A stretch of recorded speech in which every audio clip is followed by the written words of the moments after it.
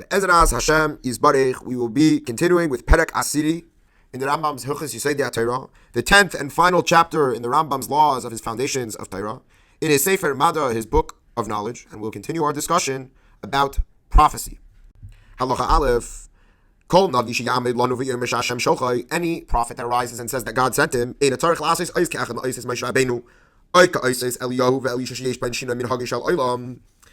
prophet arises that says that Hashem sent him, he doesn't need to perform one of these earth-altering types of signs and wonderments. If you remember when we discussed Moshe Rabbeinu, we said that he did these miracles that defied human nature, and the Rambam saying that if a person gets up and claims that he's a prophet, he doesn't have to do such a crazy sign or miracle. So what does he have to do? So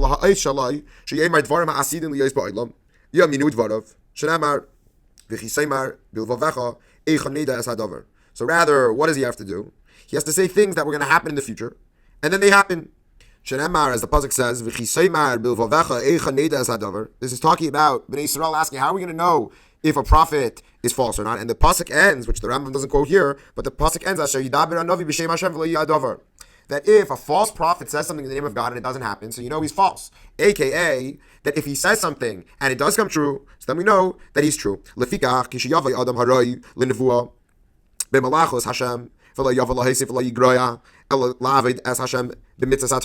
therefore, if one of these fitting persons come and he doesn't go against, he doesn't add and he doesn't take away from the words of God, rather he there to serve Hashem and his mitzvahs and Torah, we don't tell him, okay, fine, split the sea for us, or revive the dead, and such crazy world-shattering type miracles. Rather, what do we say? If you're a Navi, tell us things that are going to happen. And he says, and then we wait and see if what he told us was true. If they didn't come true, even if one minute detail was off, then we know for a fact that he's a false prophet. But what happens if all his words come true? Then we have to believe him. The Rambam explains this checking process. We check him many times. And if it turns out that all of these checks come true, then we know that he's a true prophet. Like it says with Shmuel. That everybody in Bnei Yisrael knew that Shmuel was an Avi. Halacha Gimel, the Rambam asks, aren't there sorcerers and fortune tellers that could also tell the future? So then what's the difference between the Navi who's telling the future and these pagan, Goyish type of fortune tellers?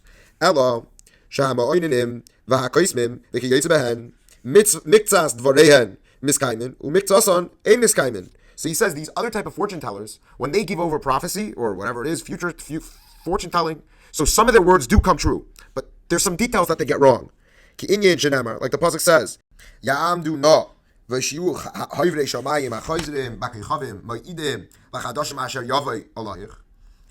the stargazers and the different astrologers and the fortune tellers of what will happen to you in the months come and save you from what will come upon you.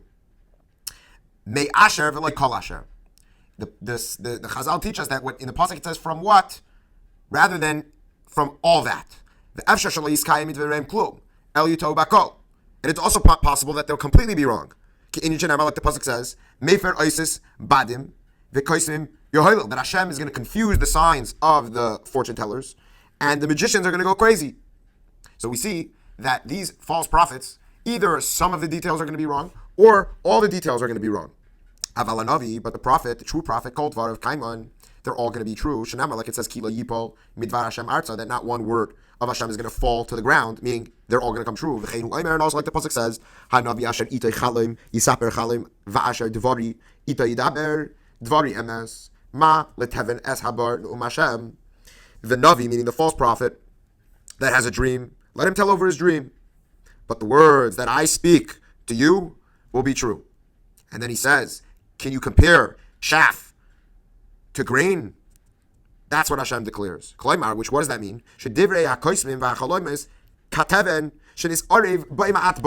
The words of these false prophets, it's like chaff that's mixed with grain. But the words of Hashem are like grain without any of the chaff mixed in. And this is what the pasuk promises when it says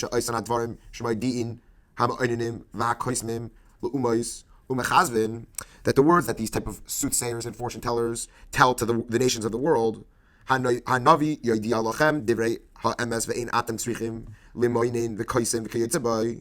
Yisrael, they can turn to the Navi for these type of things, and they won't need to turn to soothsaying and fortune telling. Shenamar, as the pasuk says, you shouldn't have one of your children pass through the fire, meaning the fire of fortune telling. Meaning that the goyim that are going to go to these false type of soothsayers and magicians, you have the Navi for that reason. We learn that what is the purpose of a true prophet? It's to tell us the future of things that are going to happen.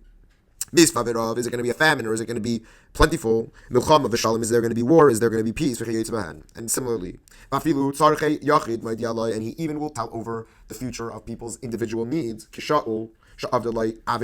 Like Shaul, who lost his father's donkey, and he went to Shmuel to find out where it was lost. These are the type of things that the Navi is going to tell over. Not that he's going to come up with a new religion, or he's going to add or take away from the words of the Torah. Halacha Dalet, the Rambam qualifies his statement. Divrei hapuranus sha'navi omer, any retribution that the Navi says, like if he says this guy's going to die, or he says this year is going to be a year of famine, or war. It was very common that the Nevi'im would use these type of language to scare Bnei Yisrael into doing tshuva. If their words don't come true, then this isn't a contradiction to their prophecy.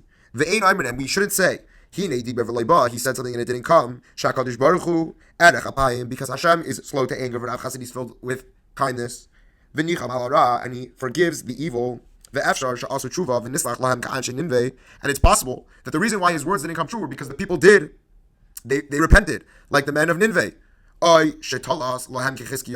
Or Hashem pushed off the nevuah, like he did with Chizkiah. What's the story with Chizkiah? Chizkiah was sick, and Yeshaya came to him and said that he's going to die. So he went and he davened with all his might, and he lived an extra 15 years. So the nevuah did come true, it was just pushed off. But if